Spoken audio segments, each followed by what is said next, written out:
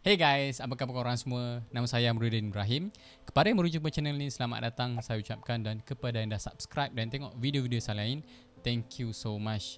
Jadi hari ni saya nak kongsikan tentang so-called macam berapa income sebenarnya yang saya dapat sebagai seorang small content creator yang mempunyai subscriber sekitar dalam 922 subscriber, tak sampai 1000 pun. Sebenarnya boleh ke dapat income walaupun subscriber tak sampai 1000 kan? So hari ni saya nak kongsikan saya punya real story, ataupun saya nak kongsikan saya punya real income yang saya dapat hasil daripada saya buat YouTube secara part time.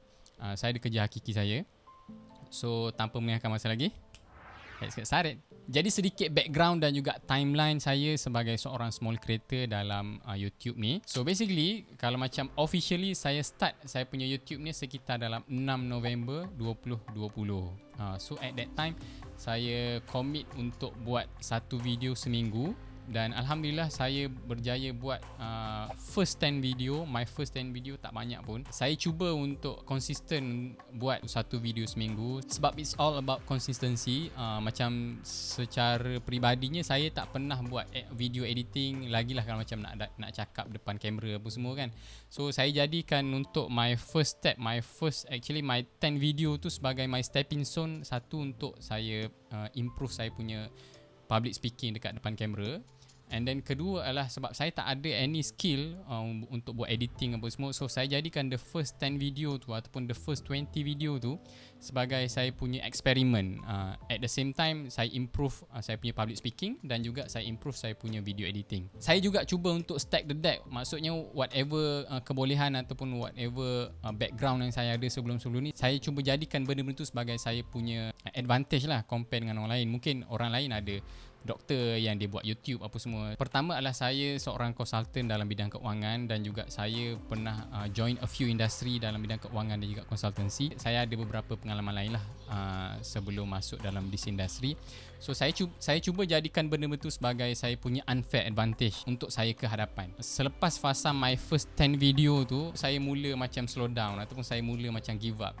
Saya mula macam betul ke benda yang aku nak buat ni kan? Sebab tak ada orang tengok video saya apa semua kan.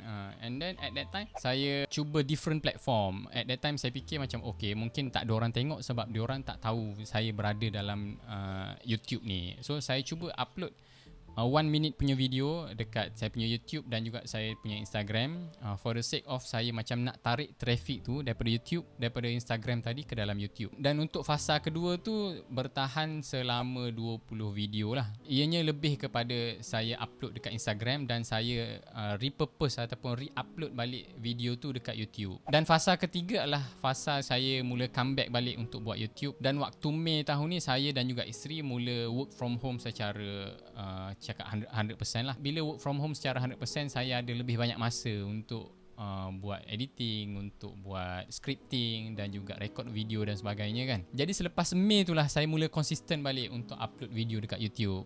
So itu adalah secara ringkas saya punya timeline untuk YouTube ni. Tak lama, saya start pada bulan November dan sekarang bulan 9 kan. So basically dalam 8 bulan 9 bulan macam tu lah. Jadi selepas 9 bulan ni, sebenarnya apa achievement ataupun apa result yang saya dah dapat? Currently dekat kita punya YouTube, kita ada sebanyak 922 subscriber.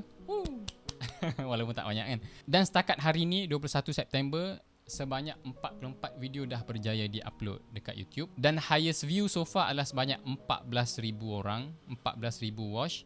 Dan juga seterusnya adalah highest watch time adalah hampir 2,000 jam. Video yang mempunyai highest view dan juga highest watch hour ni adalah video tentang saya buat comparison a few financial instrument dekat Malaysia. Kalau korang belum pernah tengok lagi, korang boleh klik video kat sini.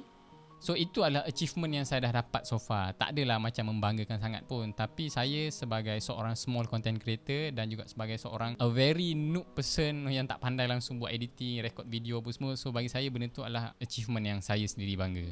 Jadi seterusnya kita nak tengok berapa pendapatan ataupun income yang saya dah dapat setakat 9 bulan buat video YouTube ni. Dengan hanya 922 subscriber dan 44 video sudah di-upload di YouTube. Okay, untuk yang belum tahu, sebenarnya income daripada content creator ataupun YouTube ni kita ada banyak. Cumanya bila cakap pasal YouTube, orang akan cakap pasal Google AdSense sahaja. Kita bukan just setakat boleh buat pendapatan ataupun jana income melalui AdSense sahaja. Kita buat melalui affiliate, kita buat commission base, kita buat subscription model, and then ada juga yang buat dia jual merchandise sendiri.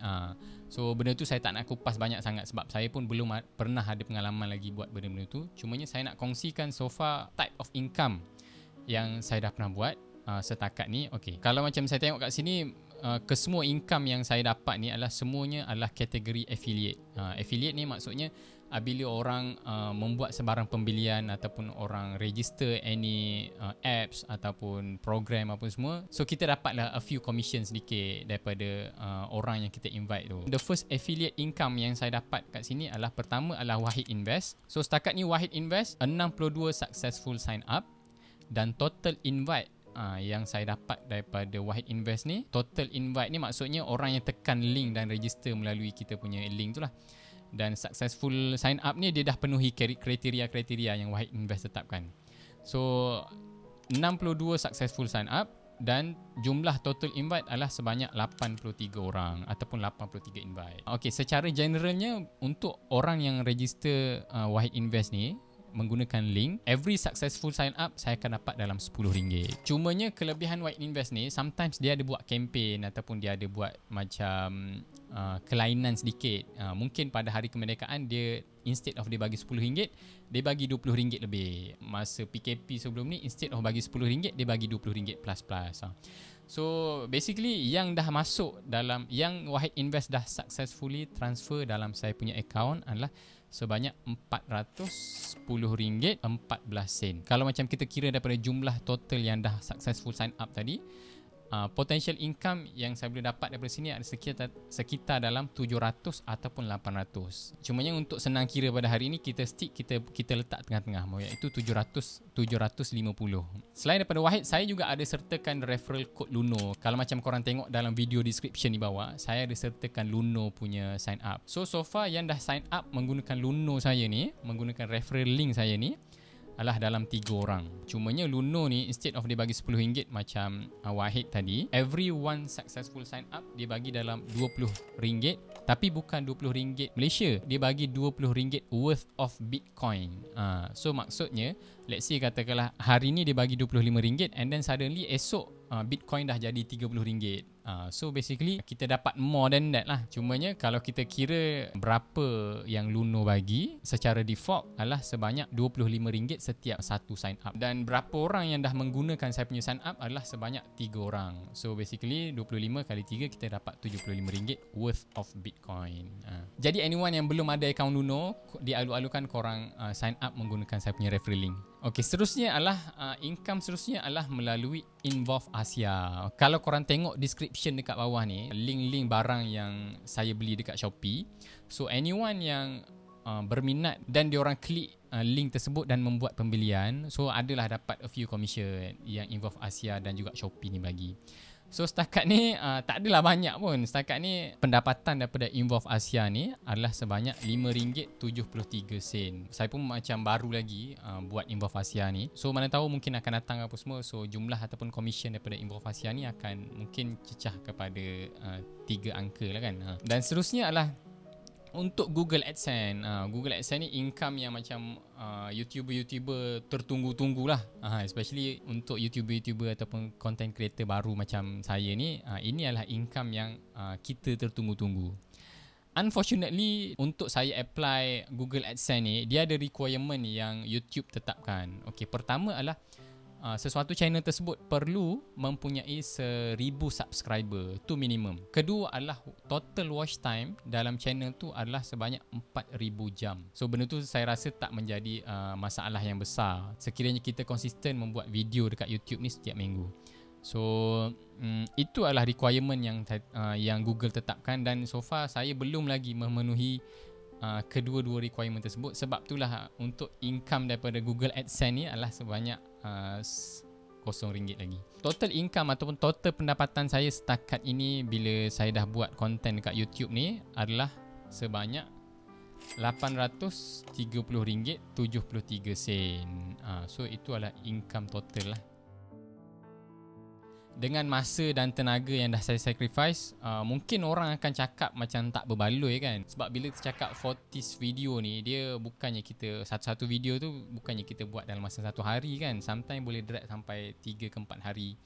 So maksudnya masa yang saya ambil untuk buat 44 video ni banyak lah. Kalau tengok dari segi pendapatan, kita akan nampak macam tak berbaloi. Cumanya saya rasa benda ni sangat berbaloi, sangat-sangat berbaloi bila saya tengok dari segi how much yang saya dah improve. Daripada sebelum ni, masa bulan 9 tahun lepas saya buat first video saya, sekarang ni adalah getting better.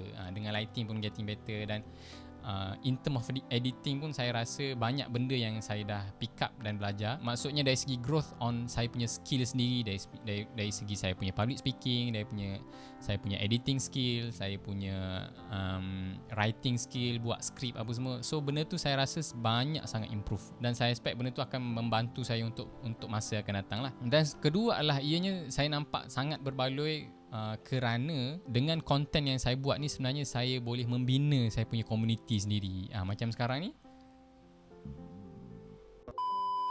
saya pun tak percaya yang YouTube ataupun channel saya ni mampu menghampiri 1000 subscriber, 1000 subscriber kan. Masa awal-awal saya buat tu saya rasa macam kalau dapat 100 tu pun macam dah cukup banyak kan. Bila dah ramai subscriber macam ni, dan bila dah ramai community, banyak benda yang ataupun banyak input, banyak knowledge yang saya boleh kongsikan kepada orang ramai lagi. Selain daripada sumber pendapatan yang kita boleh jana pun, macam-macam lagi lah. Saya pun sebenarnya excited nak tengok lagi 1 tahun ataupun lagi 6 bulan ataupun 1 tahun, how much growth yang saya dah dapat, ataupun how much growth of subscriber, watch time, dan absolutely income yang saya boleh jana ataupun yang saya mampu jana daripada buat konten dekat YouTube ni. Saya rasa the ultimate way untuk membuat duit ataupun making money adalah memberi value ataupun memberi knowledge kepada orang dekat luar sana.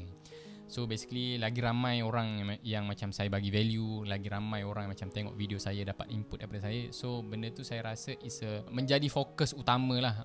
As a small content creator macam saya, benda tu yang saya akan fokus secara lebih, instead of saya tengok dari segi income, dari segi growth, subscriber apa semua kan. So benda tu akan datang kemudian, as long as saya fokus on the main purpose tadi lah, maksudnya bagi value kepada orang lain. Dan seterusnya adalah saya rasa benda ni akan jadi sangat berbaloi. Eksperimen yang saya buat ni akan jadi sangat berbaloi kerana saya fokus untuk long term punya game. Maksudnya saya nak tengok result this one, saya nak fokus untuk at least for the first 3 years. Lepas tu kita akan tengok 5 tahun dan 10 tahun macam mana. Jadi my prinsip adalah tak kisahlah sama ada dalam hubungan ataupun dalam investing, dalam personal finance, even buat konten kat YouTube ni, perjalanan tersebut akan menjadi sangat berbaloi, akan menjadi sangat worth it sekiranya kita main long term game. Jarang lah kita tengok kalau macam kita decide untuk main long term game ni, kita akan kalah ataupun kita akan macam tak berjaya ke apa semua kan. So as long as saya main long term game, saya rasa kita boleh pergi jauh lah. Jadi tu je video saya dalam kali ni. Hopefully perkongsian saya dalam video kali ni memberi input kepada orang dekat luar sana. Mungkin korang sebelum ni ingin membuat YouTube dan macam ragu-ragu, boleh ke YouTube ni buat duit apa semua. So pada saya, fokus kepada skill yang kita nak improve, fokus kepada growth yang kita boleh tengok untuk masa akan datang. So dan juga main long term game. Hopefully benda-benda ni memberi inspirasi kepada korang, dan korang start whatever yang korang nak buat tu sekarang, hari ini. Tu je daripada saya. Kita jumpa lagi untuk masa akan datang. Jumpa lagi. Bye.